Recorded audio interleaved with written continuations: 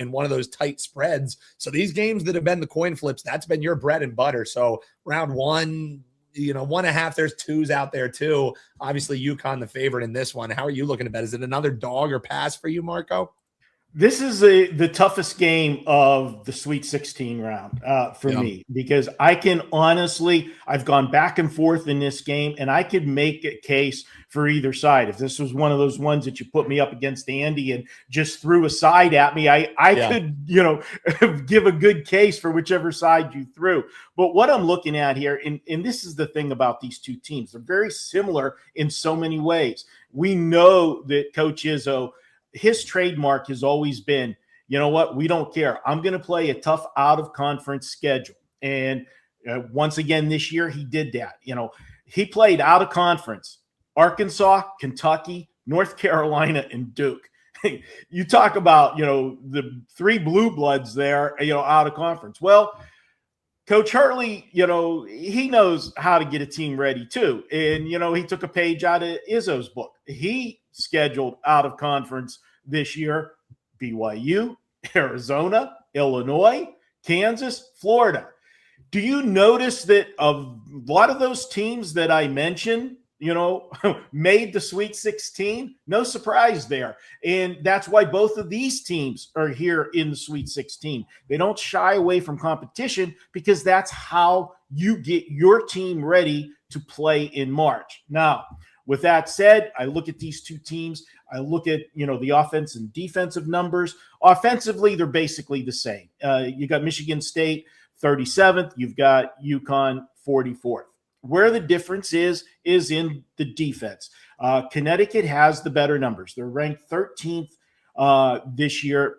But if you look at the two conferences, and here's where it separates. They both played tough out-of-conference schedules, so that's a wash for me. But if I look at the conference play, that's where I break it down and I end up on the Michigan State side, because the Big Ten, by far, in a way, much better conference, top to bottom, than the Big East was. Yes, the Big East had two teams in the Sweet 16, but that's it, man. After that, the conference was not that good. And you have so many teams in the Big Ten that are still alive, and other ones that were middle of the road that, would have been, finishing third easily in the Big East. So that's where it's going to side me to Michigan State. This is going to be a classic. I love to, any chance I get to throw this one out there, I love to do it. It's going to be a snobber knocker, okay? You're not going to see them going up and down the floor. It's going to be a game not quite as bad as the first half of Illinois-Houston, where you had a 24-22 score. And I had to laugh when they were coming out of halftime. Did you guys catch, the announcers making, you had to read the stat, because Houston only had 22 points in the first half. They gave the stat that was like a gazillion and one of teams that scored 22 points or less in the first half that they don't win in the second half. No shit. You scored 22 points in the first half. You're usually not going to win a game. But in this case, the other team only had 24. So it was a toss-up. But why would you even say a stat like that? I mean, it's stupid. I'm going Michigan State, guys. I love it. Hey, going with the +1.5, +2, +2.5 worked out for the clients last night. Back to the well. Look towards the dog, says Marco D'Angelo. Marco, let folks know. I mean, we talked about it, man. This tournament has been great for you. It's the prep that you put in heading into the tournament, and the fact that really, you kind of lay back in the regular season so that you can gear up for this, and it's worked out well. So let's continue rolling. The deals we have up over your page, our buy 3, get 3 days free, no brainer right there. You have a great all access code if people want to hop on a little bit longer. So let folks know about why we've been seeing it so well, how you've been cashing for clients, and why they should check it out. Guys, what's great about WagerTalk, and you mentioned Bet on It, okay?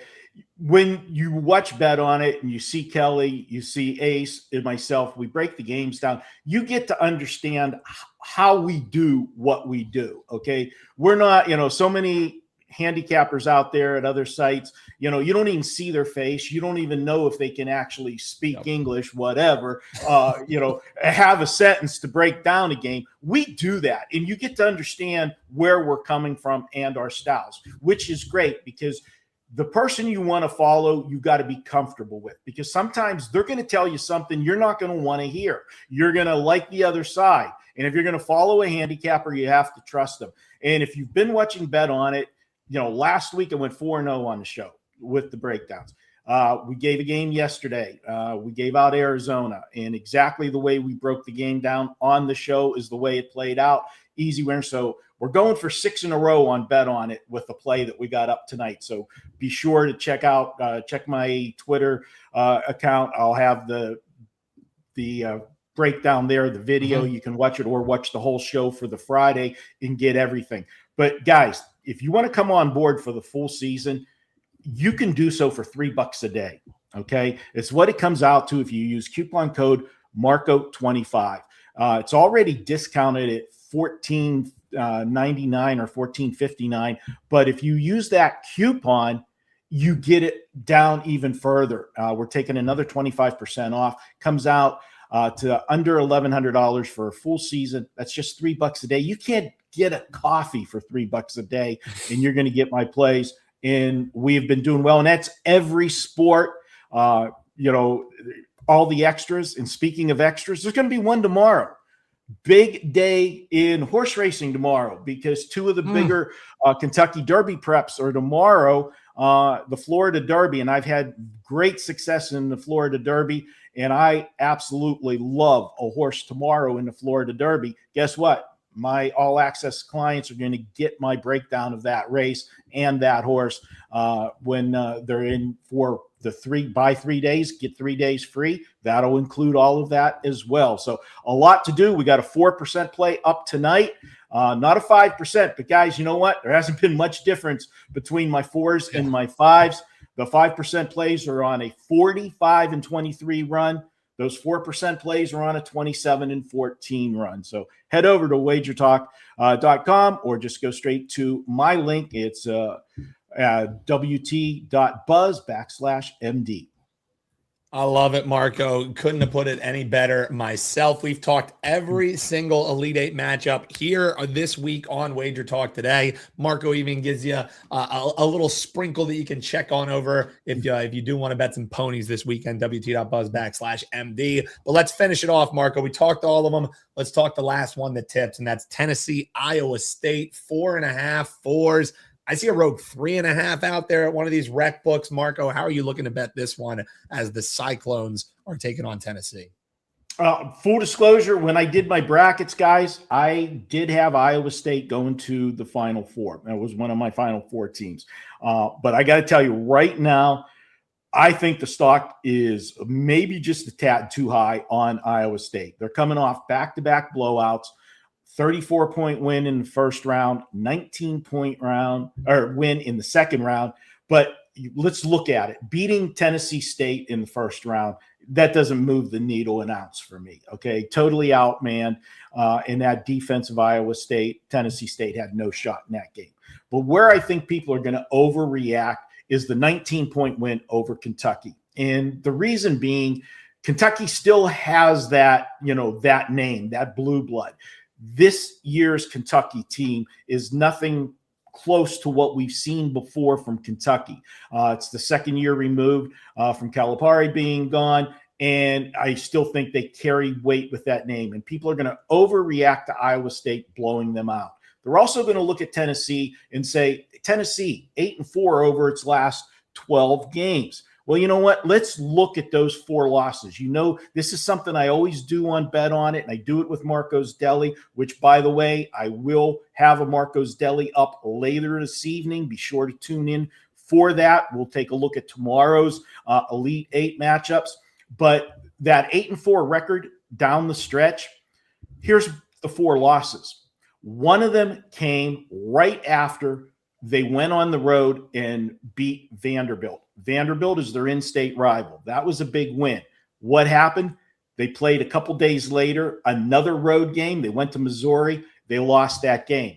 That is the old fat and sassy. Okay. Missouri got them in a right spot. Their next loss was to Alabama by 2 points. Well, you know what? There's no shame in that loss to Alabama because Alabama is another Sweet 16 team. And then look at the final 2 losses. The final game of the regular season to who? Oh, it was to Vanderbilt, that in-state rival that you just beat a couple weeks earlier. Vanderbilt got their revenge. And then the final loss came in the SEC tournament. To who? Oh, guess what? Vanderbilt. And the SEC tournament, where was it played? It was played in Nashville, not Vanderbilt's home court because it was at Bridgestone Arena, but it was in their home city. So huge edge for Vanderbilt in the SEC tournament. So you look at those 4 games, 3 of the 4 losses all had something to do with Vanderbilt. Well, Vanderbilt's nowhere in sight tonight. We're going to go ahead and look at them. I think they can stay with Iowa State. And if you look at the last 6 games for Tennessee, they've held 5 of the last 6 opponents to 40% or less shooting, which I said Iowa State does have a great defense. But over the last 6 games, Tennessee has played much better defensively. I am going to go ahead, take the points with them. And the last thing, you hear me talk about it in football and in basketball, the injured player theory. Okay. We don't know whether Jefferson's going to play tonight or not for Iowa State. All indications is he's going to try to give it a go. He has been practicing, but it's not going to be official till a game time decision. They won without him in the last game. What do we always tell you? Teams will rise to the occasion when they don't have a player. So they've already won without him. And I think people will say, okay, that's fine. And if he comes back, that's even better. No, it's not. Okay. Because that's when you get a little bit of a mental letdown because now you got a player back. I think Tennessee's the side. I have this as another one that's going to come down to the wire. I've got it as a 1 to 3 point game. And if I've got it that tight and I can grab a 4, there's only one way to go, and that's Tennessee.